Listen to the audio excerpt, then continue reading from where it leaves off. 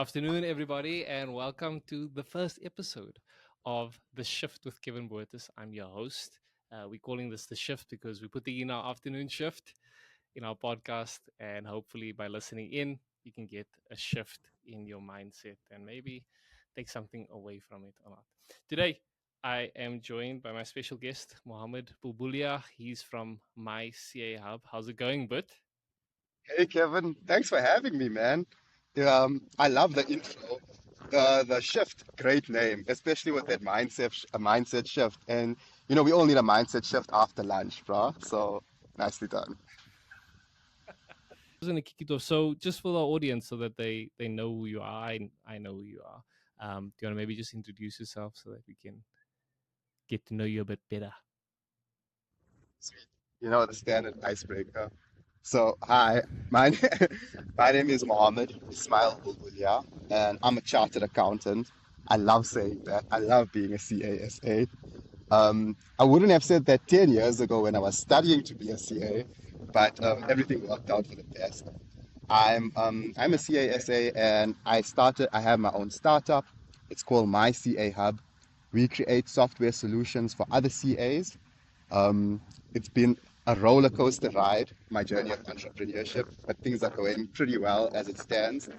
And we've been expanding from software into accounting merch and other fun stuff for accountants.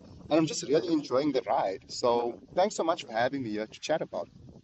I'm a user of your product, multiple products that you have available.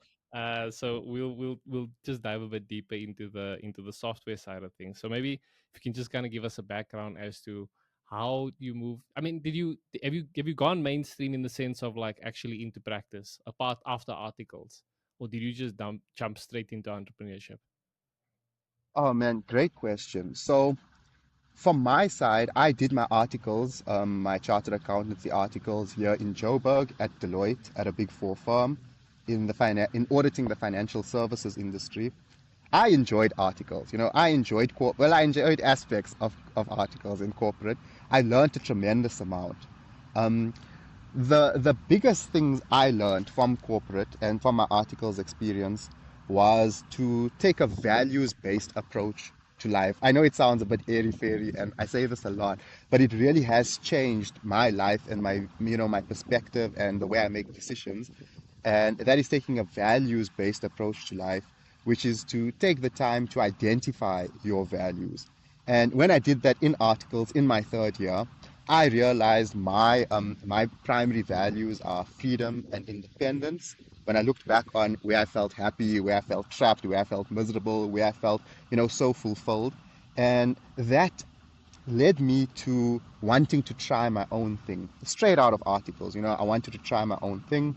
I didn't know what it was going to be, but I knew that I wanted to give it my own shot. I wanted to have control over my own time, and I wanted to take the own that execute in the direction I wanted to. I didn't want to have to ask for permission to do things I wanted to try, and that led me. When I took a whole consideration of that and thought about my values, trying my own thing in an entrepreneurship really seemed like the only the main thing that could fulfill that, compared to Mm.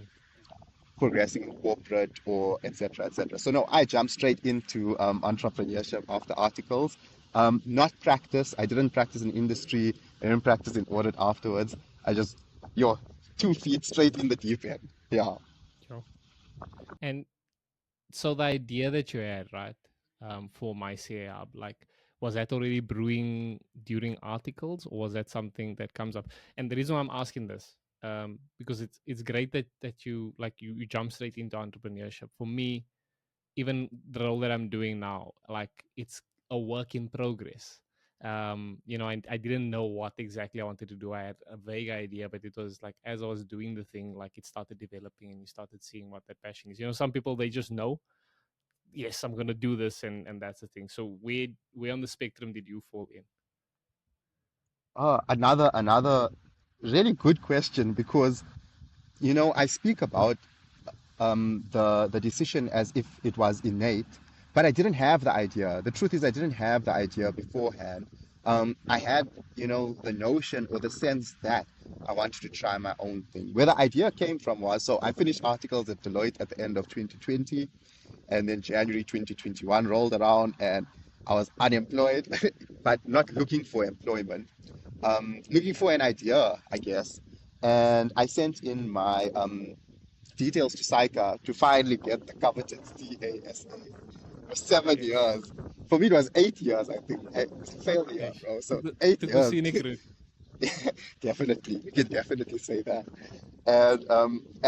So I sent it in to get my designation. And then I was like, my dad is an optometrist. So he's been doing CPD, or, continuing professional development for years, Yeah, the requirements that you have to meet as a professional. And I thought, damn, I wonder what my CPD requirements are, as a CA. And yeah, that's when I went onto Saika's site, and I saw that, firstly they had changed the CPD policy. They made it a bit more yeah, stringent and admin intensive. And I put that together with from my own experience from articles where I realized and I knew that CAs just don't have time, and just hate admin. Everyone hates admin, but especially as a chartered accountant, you're juggling so many different spheres, and there's deadlines beyond the deadline. And my assumption was, it really was an assumption, my hypothesis was, people pay, or people would be willing to pay to reduce that compliance headache, to make compliance easy. And could I put yeah, together a solution that would make compliance easy? That was the genesis of the idea. After articles, while I was searching, while I was trying to think of an idea, yeah. So, but it came to me while I had those principles, because I knew I wanted to try my own thing. It was then fitting that in to my values, if that makes sense. sure.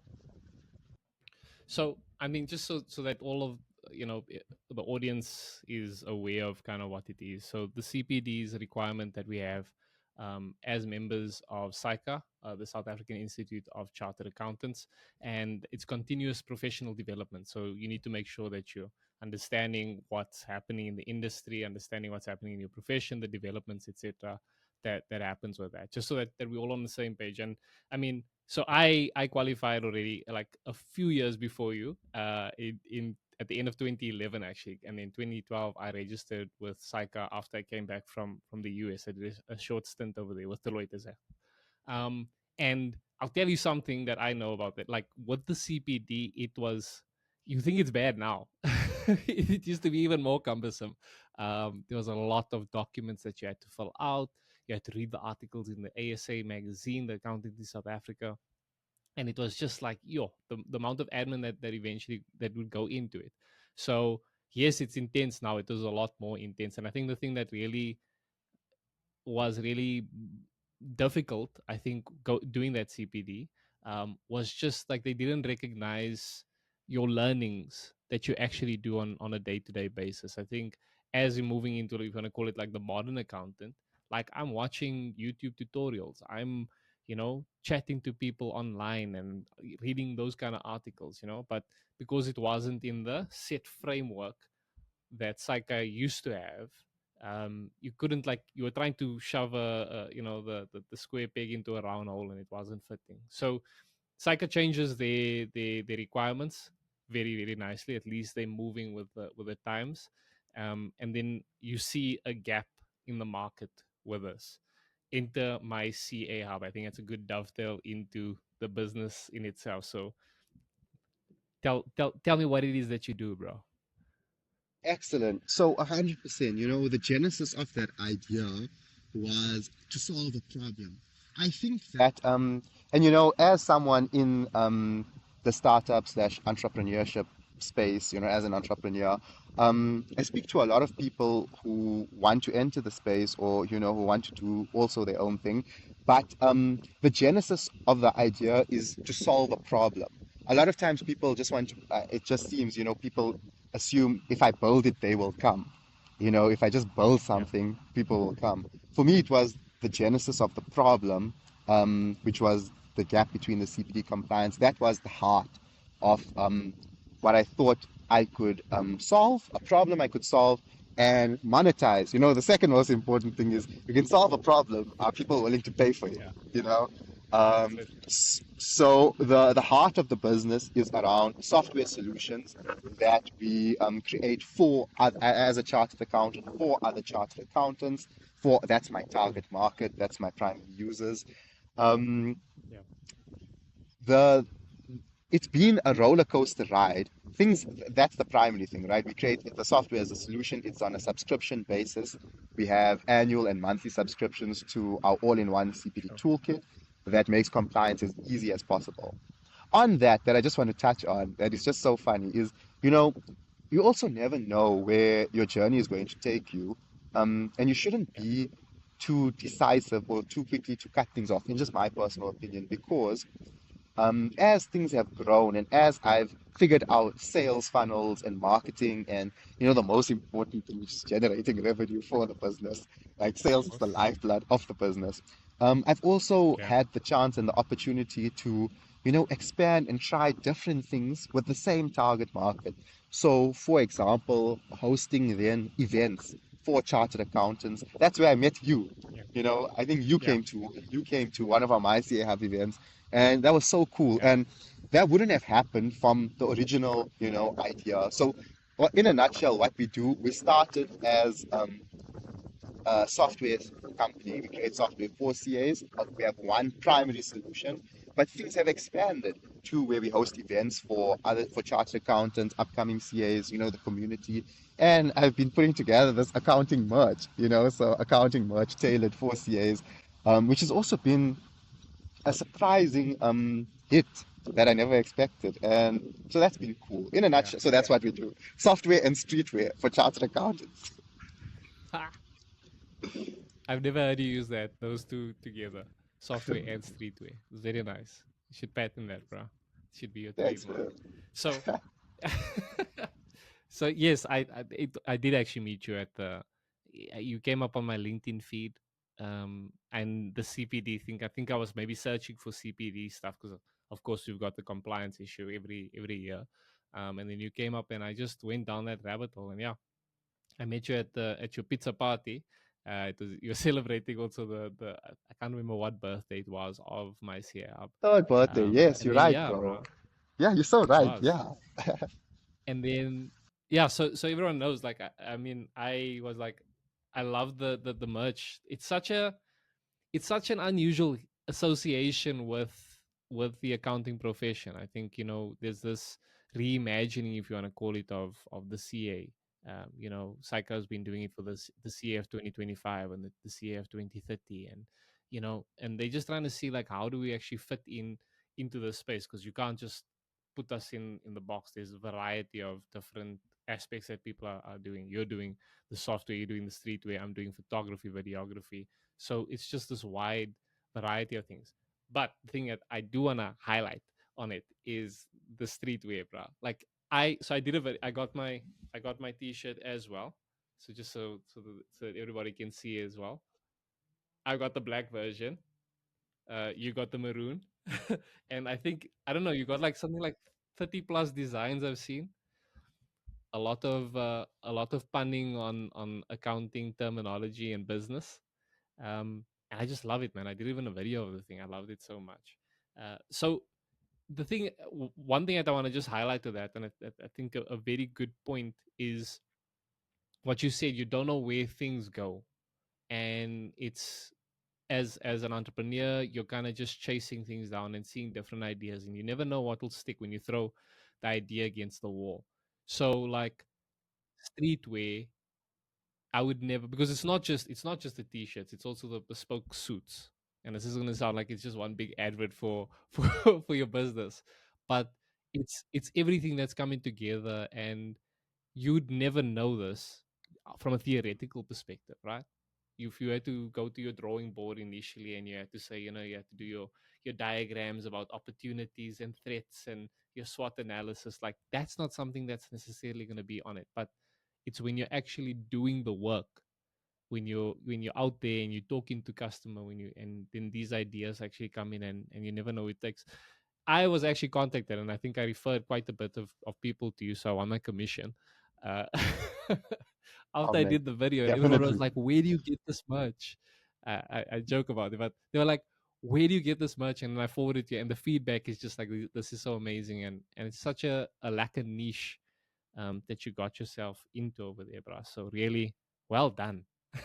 Yo, Hey, thank you, man. I really like, appreciate that. Thank you, bro. No, that's very cool. And it's nice to hear that because, I'll be yeah, honest, when you're in the entrepreneurship, when you're in the doldrums, bro, you don't often, you can often not see, you can often miss, you know, um, what you've actually done or the effect you're having or the achievements, etc. Because, yeah, I think as humans we attenuate it, or maybe it's just me, to the negative or to the worst case scenario, or I just want to risk, maybe even as accountants, risk management or risk um, yeah. Risk avoidance. averse. But yeah, risk averse. But the whole thing about entrepreneurship and taking a chance is you've got to lean into the risk. You've got to lean into the risk. There's no risk, no reward. Um, and you've so thank you, man. I appreciate that. You're right. The truth is you don't know where things are going to start, where they're going to end up. I think you have to try. And I think another thing that, just from my perspective, right, and I'll just be honest here if I can just share, is because my journey, when I started from 2021, my CA Hub, one of the biggest things I've learned is marketing and sales. Being able to generate interest and communicate value, etc. And it's not easy to do that. If it was easy, everyone would be able to do that. So it was a real learning process in terms of how to market, how to do something different, how to grab attention, how to do something in order to um, seize, to grab attention, to seize the viewer's interest, and that may lead to a supplementary sale. It may lead to something later, but just to do something a bit out of the box. So thanks, man. It's cool. I really appreciate you recognizing it because I was trying to think different. I was trying to think different, and Yeah, it's cool to see someone see that at least. So thanks, bro. yeah. So I mean, there is the theory that says like stick in your niche, and I think tie it down. You want to kind of go hyper niched on it, but when I looked at your business model, and it's all encompassing, because with your target market being chartered accountants and getting the CPD right, I mean you're appealing to them in terms of the streetwear stuff that's out of the box. It's got this punny stuff that you would wear that brings people in, that starts the conversation, and that just kind of creates that awareness for you and for your brand, man. So You get I it, want to bro. check in with you. Ah, Yeah. you get it, man. Oh yeah, no, it's yes, yeah, bro. Anyway, yes, thanks, man. Laka, laka, bra. So, I mean, it's now. I'm sure it's busy period for you. All the psycha declarations are going in. Just for the record, I am CPD compliant. Thank you very much, Mohammed. Mohammed was online with me on New Year's Eve. I was sending through stuff to him to get my compliance, and he complied with it as well. He was helping me out, so I do appreciate that, Brian. I think that just shows your commitment to your role and that customer service. So, um, yeah, man. What's your gig? What's on the horizon into 2025 and beyond? Where are we Oh, yeah, going with thank this? you, man. Thank you so much for firstly for your support in so many different regards. I appreciate it. Yeah, Um, Plans for 2025. So, bro, we've had a really good response to the events, and the whole point of the events too is I want to add even more value to my members, to the MyCA Hub community. And something I thought about was, okay, on top of the CPD, like just from experience, what a lot of CAs I speak to want or would like are more opportunities to meet other CAs, more opportunities to yeah, meet people in the industry, and you never know again where that may meet because, bro, like you're an accountant, but you're creating content that's fire, and you've got Meet Media, and like you've got your own therapy, doing so much beyond the accounting, beyond the yeah, numbers. And it's cool to share that. People may not see that. And I think that really resonates with accountants when they see, people who studied the same thing, maybe doing similar work, but have so many different aspects. You can really connect on that. And that's what Yeah. I had again, that hypothesis. I was like, I want to put some events together to see if CAs, aspiring CAs would come through. I've done that for 2 years now. So I started in 2023. So 2023, 2024 had a really good response in Joburg, my home city. And, I love Jersey. Yeah. And I think I've had feedback and responses from our members in Durban and Cape Town who have asked when are we coming through for an event there. So I think I really want to focus. A big thing for me this year is I want to try put on events, one in Durban, one in Cape Town, proper events. My ICA have events for our members there. And Yeah. another goal of mine this year is I need to start a TikTok channel, bro. I really need to get into this video content. I feel like I'm getting left behind. Um, really, like I'm leaving so much on the table, and Yeah. it's really just I guess my internal fear, some insecurity, what. But I need to get over myself because money, bro. And also, like I just not it's not oh, it's really not only money. It's just it's a new challenge. The fact that I Yeah. feel trepidation towards it is in itself telling me that this is something that is a challenge that I want to lean in towards, that I want to master, I want to try out. There's going to be so many failures along the way, but I Yeah. want and I want it. I really want it. So for this year, I want to have some events, Durban and Cape Town, and I have to have a TikTok. Even if there's 50 followers, it's fine. I have to have a TikTok channel by the end of this year, bro. Like I have to make it happen. I'm busy now, which is my excuse because the primary revenue, whatever. But it has to happen. So those are my plans. We'll see. Yeah. So I'm marking you down for your compliance to your video. By I'm gonna do it end of quarter one because in case you slip up and then we can fall into quarter two. Thanks. Great, man. No, and accountability matters, bro. Because we can all speak these stories. Everyone on LinkedIn has got Yeah. 10,000 goals for 2025. Especially last True. January. But thank you, bro. No, that's a good one. I definitely holding yourself accountable, holding each other accountable. That's what matters, bro. Thanks, man. Yeah. No, no, and I think people they underestimate how much impact video makes. Just with building your audience and the relationship that people have with you. I was very intentional, and I mentioned this pre show on it. Like I was asking you, when are you actually going to put the video out of that, right? Because when I met you, and I think it's your personality, it's like it's very inviting.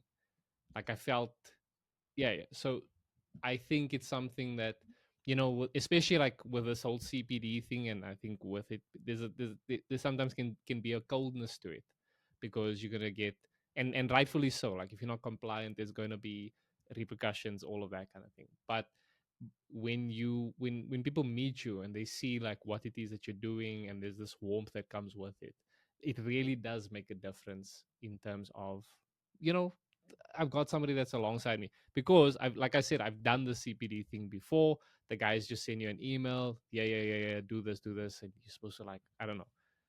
But I'm still talking about when there was DVDs, like in 2013. They send me a pack of DVDs, like do this, fill out the questionnaire, and you're good to go on after that, right? And then it's like 20 hours later, and you're still trying to fill out all of the answers on it, man.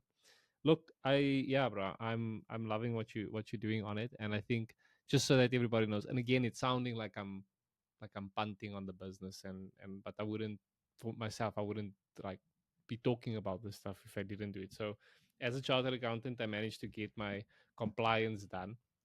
I think it was in under 2 hours, under 3 hours. But the reason why I know that you got it a lot sooner, the reason why is because I was a bit mental on the day and I couldn't find things to click and all of that stuff, right? So that was a bit of a different story, and I think it's just an invitation to guys like if you're doing the work during the year, like this whole compliance thing doesn't need to be the headache that I've experienced for the last 12 years odd, right? This year it was like sharp, we got it sorted, and I'm like I can cruise, bro. I can make that declaration in good faith, and I'm compliant. So That's what we here for. Ah, bro. That's the best review ever. I need to get that sound. I need to put that as a sound bite on the side, bro. Yeah. Oh yeah. that's it, bro. Laka, man. So thank you very much for taking the time out. I just wanted to check over here if we had any questions or comments? Doesn't seem to be any of that. I'm sure there'll be some questions after the fact. And if you do have questions afterwards, please do leave it out over there in the comment section, bro. So yeah, man. Any closing thoughts that you have as we wrap up the podcast? I really just want to say thank you to you, Kevin, and Meek Media for the opportunity. I follow you on LinkedIn. I see you've been doing great stuff, this 2025. I love the Thanks, man. videos that you, no, bro, I love the videos that you put out. You go to the events. I see you at the events. And it's so nice to see like a little recap in your creative view, in your vision afterwards. Yeah. And bro, I love what you're doing. Thanks for your time, and I'm so keen to see what we both do together. 2025 going onwards. There's so much more to being a CA than just the numbers, and I think we both Yeah. embody that, bro. So thank you for the opportunity. It's been great chatting to you as always. Oh, thanks, man. Laka, have a good one, Father. And to everybody that's listening in, thank you very much for your time on this. Check out my CA Hub. Check out Mohammed's profile on LinkedIn. And yeah, you'll be more than mildly surprised as to the great work that he's doing over there. Bro, get to your gym and enjoy the rest of your day. To the listeners as well, have a great afternoon further. Cheers. Bye bye.